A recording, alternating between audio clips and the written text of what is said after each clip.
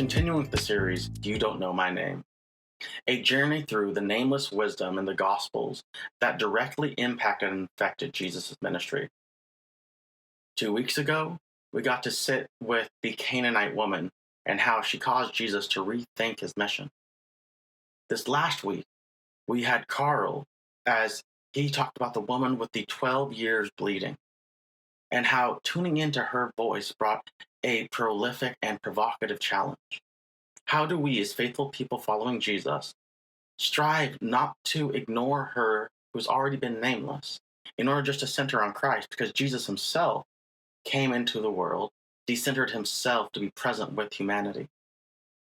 And so, in order to honor that gift, in order to honor that legacy, we have to learn how to tune in to the nameless ones. And Carl showed us how we could listen to her voice and not just skip over her as a character in the story of Christ. And that left us with the question, how do we be faithful to the legacy of Jesus by embodying the acts of Jesus to hear the nameless woman? Now, coming this week, we have Megan, who's going to be talking to us from the end of Matthew about Pilate's wife and her impact on Pilate and her prophetic utterance. So join us. You'll be able to hear Megan unpack and show you a way into a part of the text you probably haven't spent much time in. As always, we have Slow Cooker Spirituality Thursday mornings at 7:30.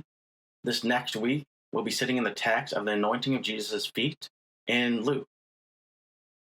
So I'd invite you to read that passage every day and then join us Thursday morning as we meet on Zoom at 9:30.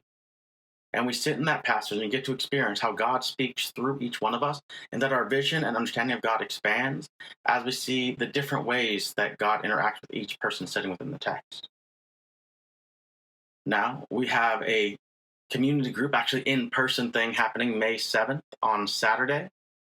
Just message us for details. And if you were able to be with us for this last town hall meeting where we're trying to imagine and envision what does this next phase of FOS look like, we got to talk about different ways that we can resource the community, some of the tools that we need in order to equip people trying to better understand text, by trying to be able to step into community and just be better humans in general.